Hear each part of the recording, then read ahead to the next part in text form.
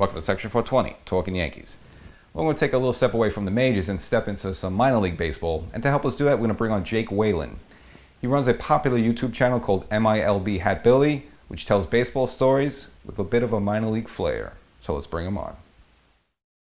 So Jake Whalen, welcome to the show. Hey, thanks for having me, James. All right, now people can follow you on Twitter at MiLB_Hatbilly. And of course, check out your YouTube channel, MiLB Hatbilly, and catch all your videos. And I guess, you know, you kind of, it's a mixed bag, sort of like little present day stuff, but some minor league talk, some Orioles talk, but as well, you know, I think which is the great is that you specialize in those like random baseball stories. So just tell us a little about your channel. Yeah, so it seems like here recently I've really hit a stride with kind of going back in the 70s and 80s baseball. It seems like there's not as much on those types of stories. I think primarily because a lot of YouTube creators are so young, and not to age myself, but I'm a little older than those guys. But so the channel got started where I was essentially, it's called Hatbilly. Hatbilly is a play on hillbilly, which I'm from the Appalachian Mountains, and kind of thought it was unique that I was about the only baseball creator I could find from this area. But I actually started with just purchasing hats, building a hat collection, and that got expensive fast. You know, I was getting maybe 20 views per $20 hat purchase. So pivot away from that a little bit and started just telling stories, and then things really started to take off. It just felt more genuine. I was at my best just as a storyteller, I guess, as opposed to someone who's just showing off a hat they bought. So that wasn't really for me, but trial and error is YouTube essentially. So yeah, kind of bounced around, but I think I'm hitting a stride with the history type stuff. So Yeah, and then the videos are very well done. So like, how long does it take to really produce one of those videos? Because, you know, there's a lot of research and there's, you know, video footage and all that.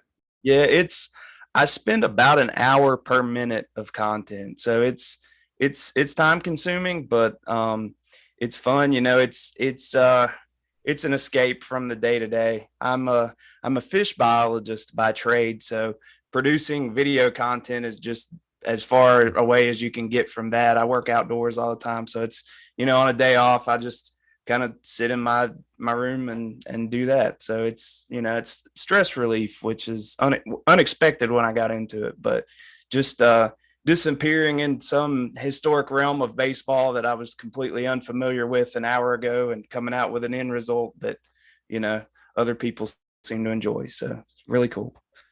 All right, and like, how do you pick these stories? Like, where do you go to find them, or is it just something maybe you heard before, but finally you want to like do a little more research in it, or is there a place you go to like find these like this bizarre stories? The past few have been just things I've stumbled upon in conversation with my dad. The one that kind of recently got some steam was Sammy Stewart's story. He was a Baltimore relief pitcher during their last World Series run, which predated my lifetime. But we were just reminiscing about old Orioles players, and I happened to have seen his name on the internet a day or two before and bounced it off my dad. And he just kind of hit this moment where it's like, I haven't thought about that guy in 25, 30 years. So you dive in, and more often than not, it's the beauty of the internet. You find way more than you expected to. And that's just kind of how it gets going. Whatever stories I tend to gravitate to, I do a better job with, it seems like. So with Sammy, he was really relatable to me. He grew up near where I grew up. He played for my favorite team, but lo and behold, he ran into some life tragedies, which became addiction problems. And it was a really, really sad story, and possibly the saddest player story in the Orioles franchise. So I was kind of amazed that there wasn't already a video about it. But that's another thing to motivate me to do these videos, is like, wow, this is such a great story. Why is this not already on YouTube? And then the wheels start turning a little bit. Yeah, I watched a part of that, and I think you mentioned he was the only player to actually sell his ring, his championship ring, for drugs, I guess. Yeah, his championship ring is out there somewhere. I don't remember the source where I read that, but they actually looked into where all those rings ended up, and there's two that have been sold. I don't recall the other player. He was another bullpen guy, but Sammy's is the only one that he, you know, pawned off immediately for drugs and hadn't seen again. So pretty sad. But his family actually reached out to me after I made that video, so that was kind of made it all worthwhile. I think it was um an uncle, or his cousin was the person's uncle. Anyway, he was named after him too. So I don't recall that guy's name. It was a YouTube name, so I'm not sure if it's his actual name anyway. But really cool to kind of hear from the family. He was going to pass that on to other extended family closer to Sammy Stewart. So yeah, interesting player, and a way better player than he's remembered in history. He's got kind of a tarnished legacy because of his after baseball stuff, but he was very clutch. He became a different person in the postseason, which, it's not hard to have Orioles postseason records because he pitched in their two last World Series runs, and they haven't had many. So he's in the history books, but he's kind of buried, and that's why I think that kind of stuff's interesting, and just to kind of rehash those stories for new generations. It's a lot of fun. And then another name that got brought up and he's kind of recent, was Joel Zamaya, who I guess injured himself playing Arkansas. And I remember when he came up at Detroit, and he was throwing 105 miles per hour, and it was just going to be this phenom. And then he got hurt, and of course, his career has never really panned out. Yeah, he was insane. I remember him from, I think I was in high school at the time, so that was a name that had kind of been in my subconscious a little more. And I'd heard that at the time about him being hurt playing Guitar Hero. I reached out to some Detroit fans who actually said, "Oh, well, I think it was like a motocross incident, but he wasn't supposed to be doing any of that, especially in the postseason on his day off." So they used the Guitar Hero thing, possibly. He hasn't commented on it since, but I thought that was kind of a controversial thing to talk about, and just one of the weirdest things that's happened in baseball. And then I kind of coattailed off of that to other odd injuries, like Vince Coleman getting run over by the tarp. He was a St. Louis player who this was also in the postseason. They were out warming up, and I guess this was the days of 3 mile per hour tarp machine somehow injured the fastest player in the league besides Ricky Henderson, I believe, at the time. So thought that was a funny story. So it's just a lot of those stories in one on that video. That was a really fun one to do. And I also had a good inspiration one with that. I think it was Jason Lindsay, the Dodger pitcher. It was like a journeyman. He had wait 16 years to finally get called up. Yeah, John Lindsay. He was actually, I think when he was with the Dodgers, he was a DH. But yeah, that was one where I really got to take a minor league story and run with it. So that's kind of my bread and butter too.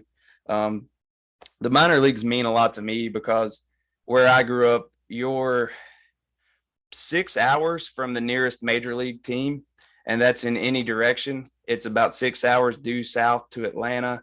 It's 6 hours due north to Pittsburgh, 6 hours northeast to Baltimore, 6 hours northwest to Cincinnati. So minor leagues was very much all I had growing up. And so I like to give back to the minors because that's very much my identity as a baseball fan. Just in my area, it's pretty hard to get to a ball game. It's almost a vacation setup to just see Major League Baseball. Now I've been to a few, but it definitely my minor league games compared to my major league games is just I don't know. If I've got 100, I've got 100 to maybe 5. So yeah, it's that's very much my identity as a person and baseball fan. So yeah, I was actually going to ask you that because it seems like you have more of a appreciation for minor league baseball. So I guess yes, you do probably appreciate that more than the majors, more probably because it's harder for you to get to those stadiums. Yeah. It's just more real, and it's a really laid back atmosphere in the minors too. It's not as costly, so you feel like you can get to more games. It's accessible. I think that's a great word for minor league baseball. And I sit down and watch Major League Baseball, pretty much every night in the summer, but the minors have just kind of been special to me, and they're overlooked in a way, and by everyone, even by Major League Baseball.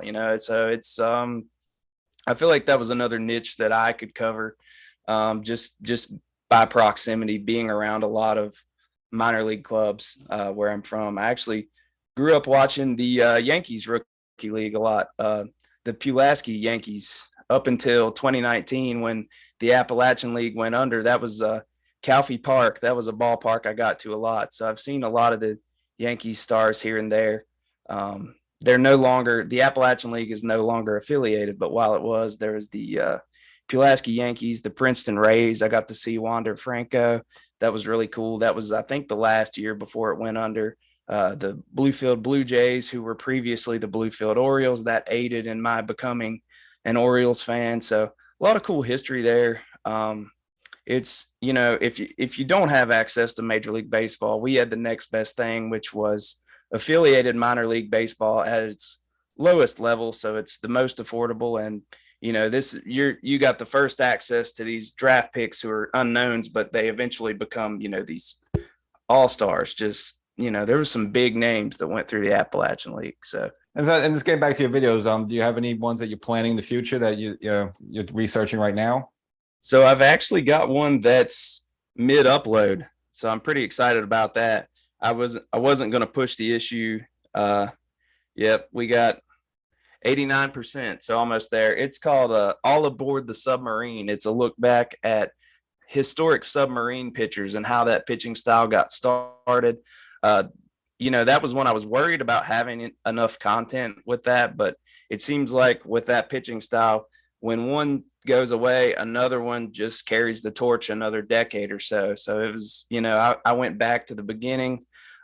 Cy Young is credited as the first pitcher to ever throw submarine, but it wasn't his primary style. It was just another pitch to him. He would go into the submarine style, back into overhand, and then through the years it kind of became its own monster. So guys like Dan Quisenberry are mentioned quite a bit. He's the thumbnail of the video. He's possibly the best to do it from an ERA standpoint, save standpoint, and he's the one who kind of made the submarine pitcher the dominant reliever type, you know.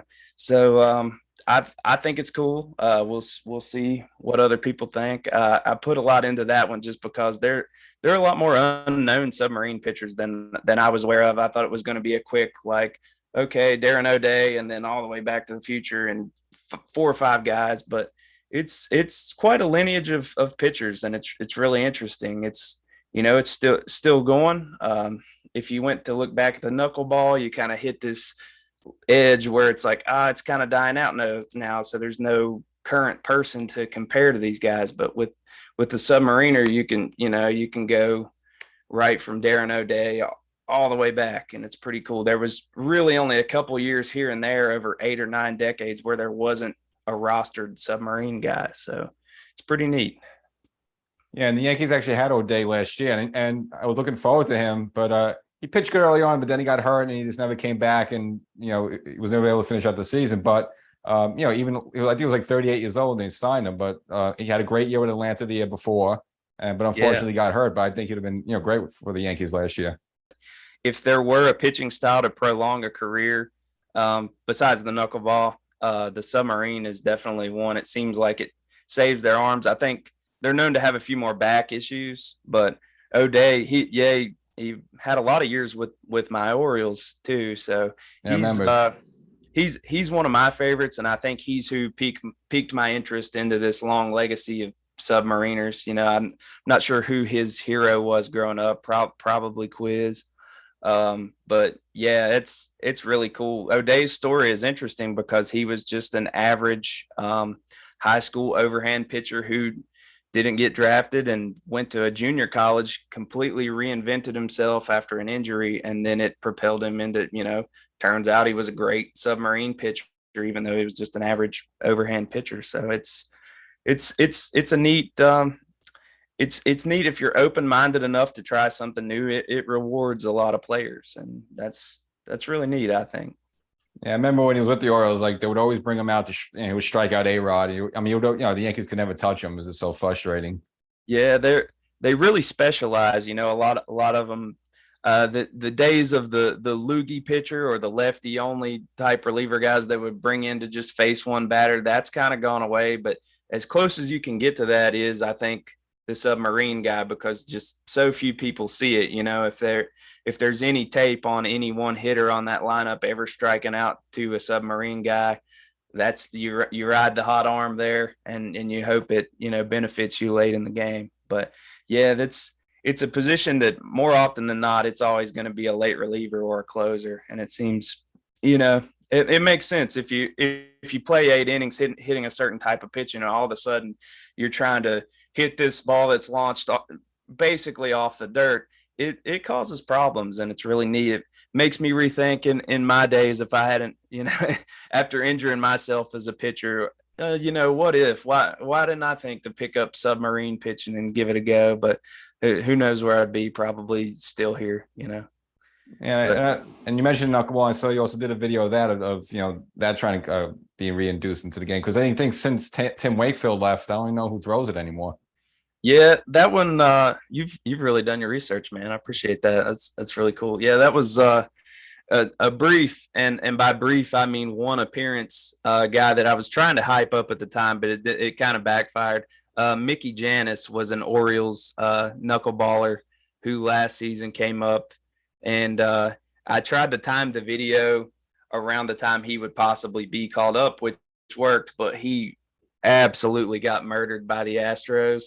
They pretty much threw him to the wolves. I mean, I think he faced Yordan Alvarez right off, and I'm pretty sure it was a three-run shot first pitch. So that didn't really work out, but I got a lot of great feedback from him. He is a really sweet guy.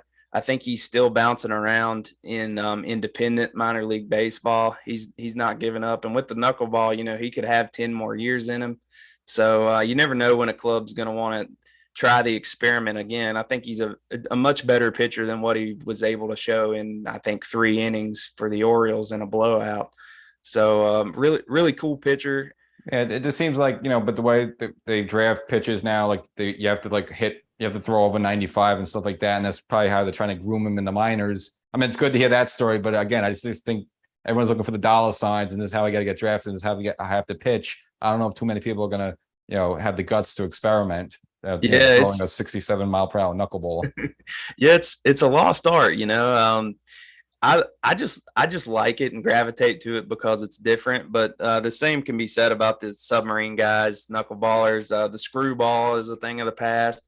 It's kind of funny how streamlined baseball pitching has become, when historically there were so many different methods to get an out on the mound, and now it's kind of just your power pitcher with, hopefully he's got a good slider. If not, we'll just limit his innings, and just give me fastballs on the black, and that's all teams expect. It's in the 3 true outcome baseball, it's either strikeout or home run now. So that possibly leaves less room for the junk pitch, but I get excited about it.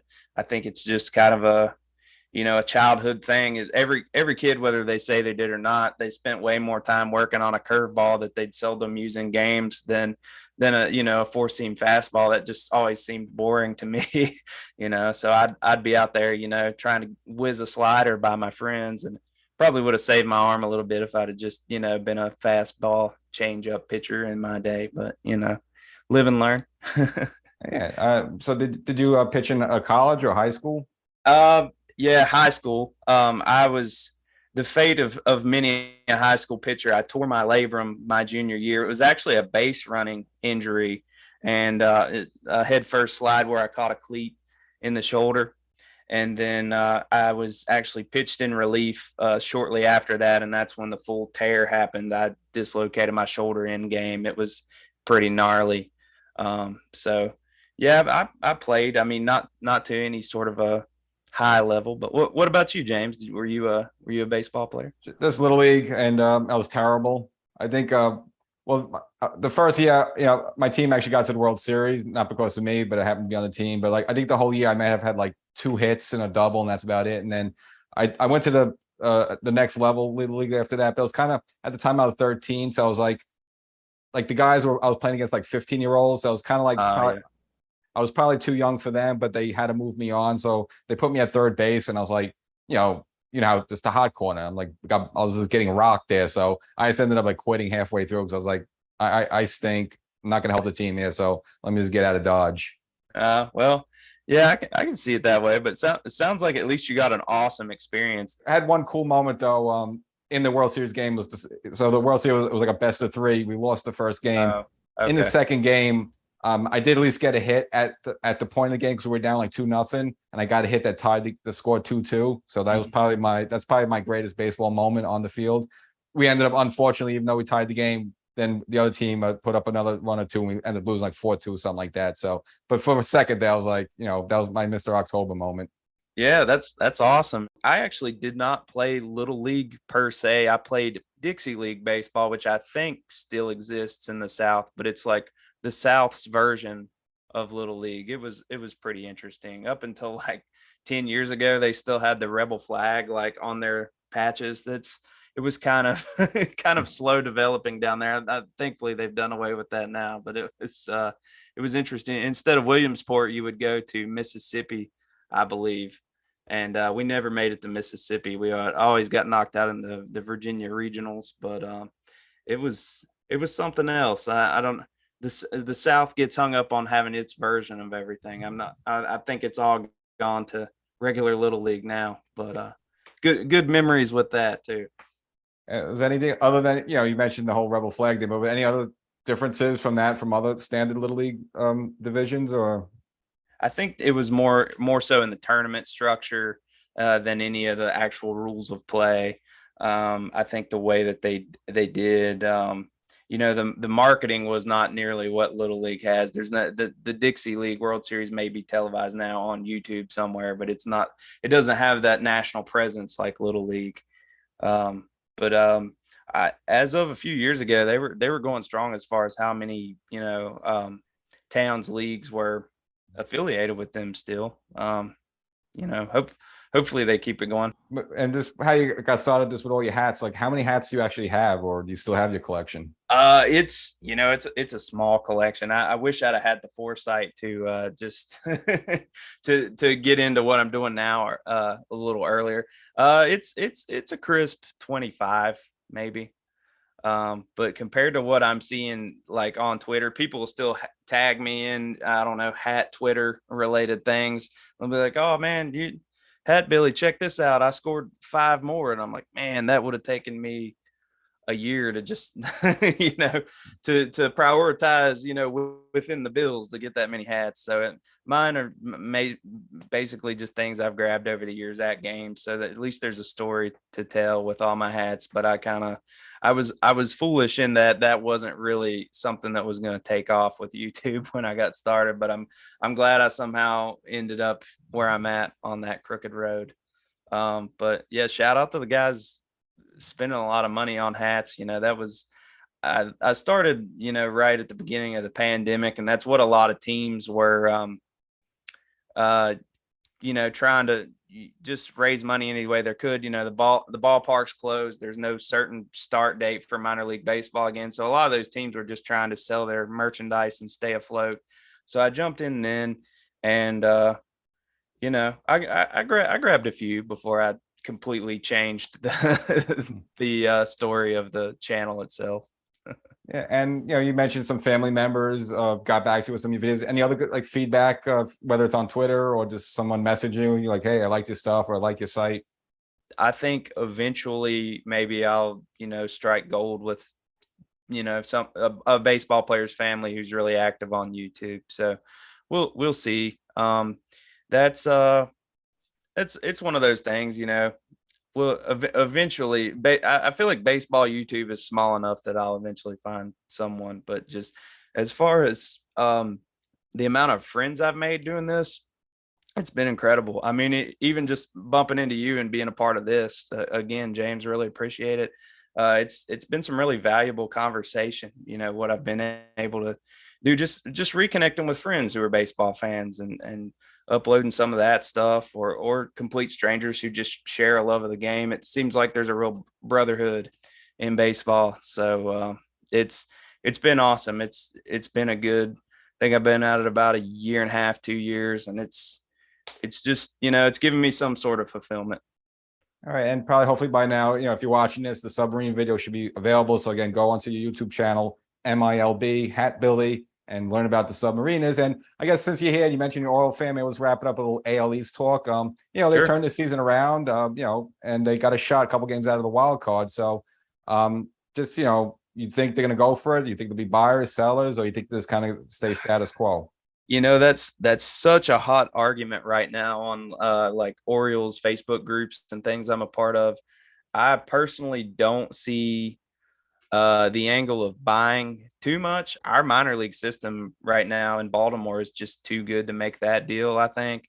And there aren't really a lot of appealing players out that I think our organization is really interested in. I think they're really sold on getting young players out of the draft and setting up a scheme to really, Mike Elias came from the Astros and rebuilt that whole situation the same way, just getting, really experienced, talented players early in the draft and trying to will and deal within the draft. So I don't think we'll be buyers or sellers per se. I think we'll be in a holding pattern. I really like what Adley Rutschman is doing. I was able to make his first game at Camden Yards. I've talked this whole time about how I don't get to many major league games, but I made sure I was there for that one. And that was a moment just watching him take it all in pregame. What a player, and his bat's not quite there, but I can tell he's just, even as a young player, he's got this leadership component and he's got a personality that I think we've been missing in a catcher for quite some time in Baltimore. So, it's exciting. I'm not going to say we're going to make the dance this year, but I think the rebuild has happened quicker than we had thought it would. Going into this season, I was like, losing record, well below 500, give it 2 more years. But it's an exciting team that's shown that they can win with less. So you like that, and you need that in Baltimore. It's not quite money ball, but it's the next best thing in a small market team like that. So yeah, and Camden Yards is a great place. I've been there several times. It's awesome. Other than Yankee Stadium, I like PNC Park too. That's pretty cool. But yeah. Camden Yards is pretty cool. And I'm not going to root for you if you guys do too well because I'm still in the AL East. But it's just good to see have a winning team in town because it's just lousy. I know we here with like the Knicks, they stink, and it rips your heart out. So again, I appreciate getting this time with you. Again, people can follow you on Twitter, MiLB_Hatbilly. Follow you on Twitter. And of course, check out the YouTube channel, subscribe to it, get these cool baseball stories. MiLB Hatbilly. Again, Jack Whalen, appreciate your time. And I'll send you a Yankee hat. There you go. Hey, that sounds good.